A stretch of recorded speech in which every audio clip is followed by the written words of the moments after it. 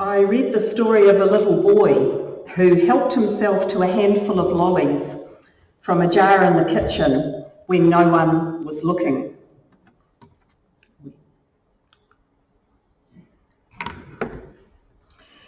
But his fist got stuck in the jar, and try as he might, he couldn't pull it out. He knew he would get a telling off from his mother for taking lollies without permission. So he went to his father with his hand stuck in the jar to see if he would help him get it out. His father tried to pull the boy's hand out of the jar, but it was well and truly stuck. So the father looked a bit more closely and realised that the boy's fist was still clenched because he had some lollies in it. So the father asked the boy to let go of the lollies, but the boy refused. He had them in his grasp and he wasn't going to let go. The father told him that his hand would be forever stuck in the jar unless he let go of those lollies, but still the boy was reluctant. Eventually he was persuaded to let go of those lollies and his little hand slid out easily. It was no problem when he let go of what was in his hand. I think we're sometimes like that little boy in that we're a bit reluctant to let go of what is in our hand. Our Bible story today is about someone in a similar situation. It's in Exodus chapter 2. I think this clicker's not actually working, so I'll have to get you to do it, thanks. Exodus chapter 2, verse 23. In due course the king of Egypt died, and the people of Israel groaned under their bondage and cried out for help, and their cry under bondage came up to God. And God heard their groaning, and God remembered his covenant with Abraham, with Isaac, and with Jacob. And God saw the people of Israel, and God knew their condition. Now Moses was keeping the flock of his father-in-law Jethro, the priest of Midian, and he led his flock to the west side of the wilderness and came to Horeb, the mountain of God. And the angel of the Lord appeared to him in a flame of fire out of the midst of a bush. And he looked, and the bush was burning, yet it was not consumed. And Moses said, I will turn aside and see this great sight, why the bush is not burnt. When the Lord saw that he turned aside to see, God called to him out of the bush, Moses, Moses. And he said, Here am I. Then he said, Do not come near. Put off your shoes from your feet, for the place on which you are standing is holy ground. And he said, I am the God of your father, the God of Abraham, the God of Isaac, and the God of Jacob. And Moses hid his face, for he was afraid to look at God. Then the Lord said, I have seen the affliction of my people who are in Egypt, and have heard their cry because of their taskmasters. I know their sufferings, and I have come down to deliver them out of the hand of the Egyptians, and to bring them up out of that land to a good and broad land, a land flowing with milk and honey. And now, behold, the cry of the people of Israel has come to me, and I have seen the oppression with which the Egyptians oppress them. Come, I will send you to Pharaoh, that you may bring forth my people, the sons of Israel, out of Egypt. But Moses said to God, Who am I, that I should go to Pharaoh and bring the sons of Israel out of Egypt? He said, But I will be with you, and this shall be the sign for you, that I have sent you. When you have brought forth the people out of Egypt, you shall serve God upon this mountain. Moses had a complicated early life, but there's no doubt it was the perfect preparation for the great work God planned for him to do.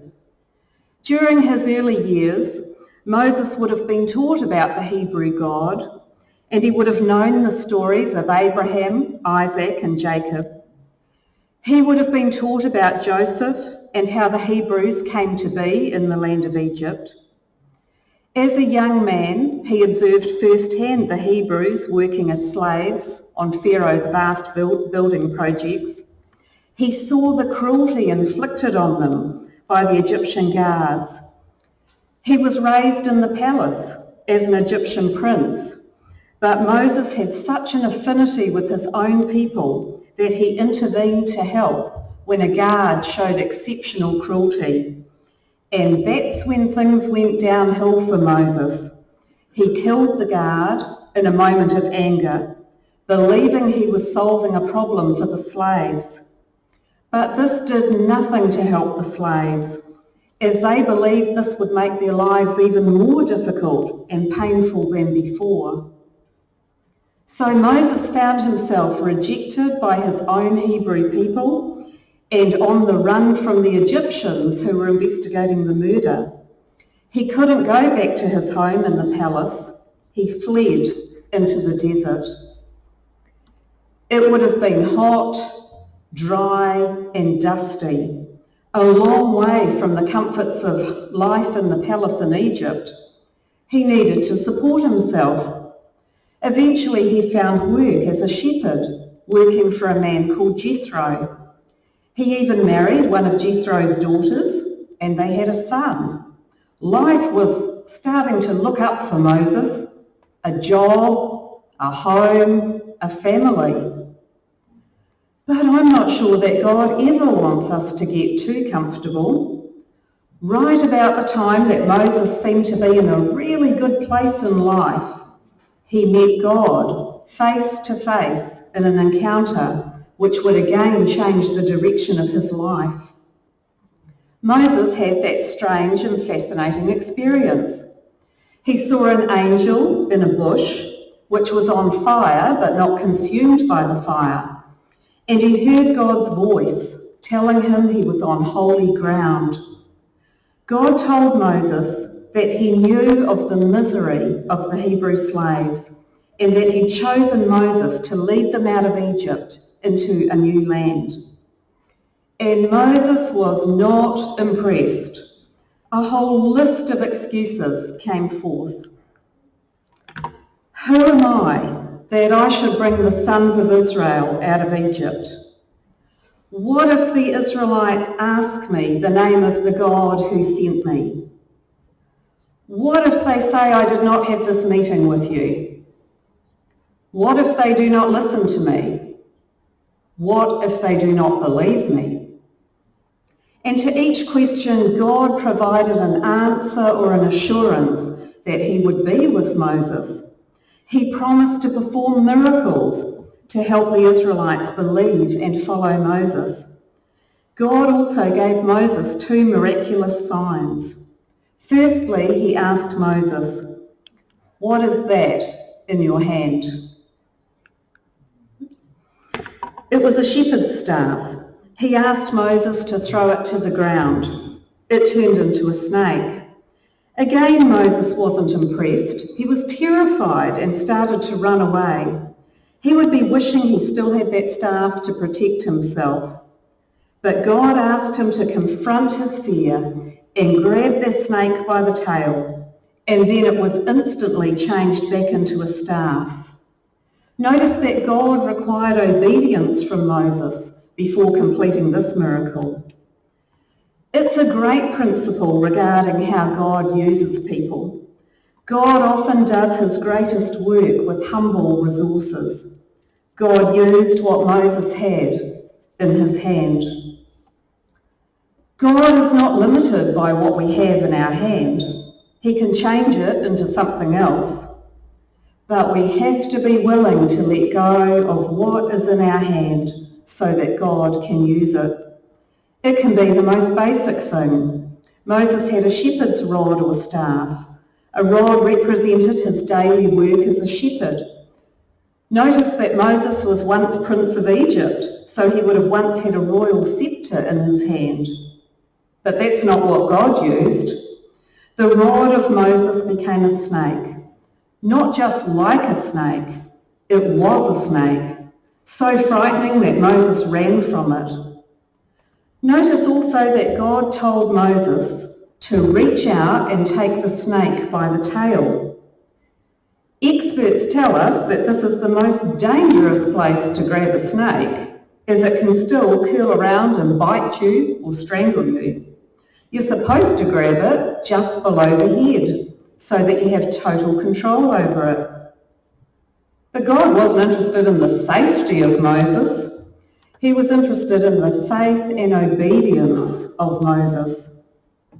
When Moses showed faith by obeying God, he was unharmed. God had control over the snake. The lesson God wanted Moses to learn was that if Moses obeyed God, his enemies would be powerless over him. Sometimes we despair that we don't have anything in our hand that God can use. You know, God is so mighty, I can't do anything. But it should always be, God is so mighty, he can work through even me if I make myself available. As if the snake incident wasn't enough to demonstrate God's power, he then performed a second miracle. God demonstrated that he could afflict Moses with leprosy. Everyone knew there was no cure for leprosy. Moses would have been reeling from this, even though God healed him instantly. But it still didn't convince him that he was the one to lead the people to freedom. He had one more what if. What if I stutter? In other words, God, have you not noticed that I'm actually not that great at speaking? And again, Moses was assured by God that he had the situation under control. He promises to be with Moses and to tell him what to say and to bless the words he speaks. He even says that he will speak through his brother Aaron. Moses then replies, "Oh my Lord, send, I pray, some other person." 6 what-ifs, and finally send someone else. Verse 14 records that God's anger was then kindled against Moses. This is a warning for us. There are limits on the patience of God. The reaction of Moses shows that he did not see himself as a hero to save his people from slavery. He did not jump at the opportunity to be part of this amazingly privileged task. Maybe it was because he did not have the ability to see that he could ever be the leader God was calling him to become.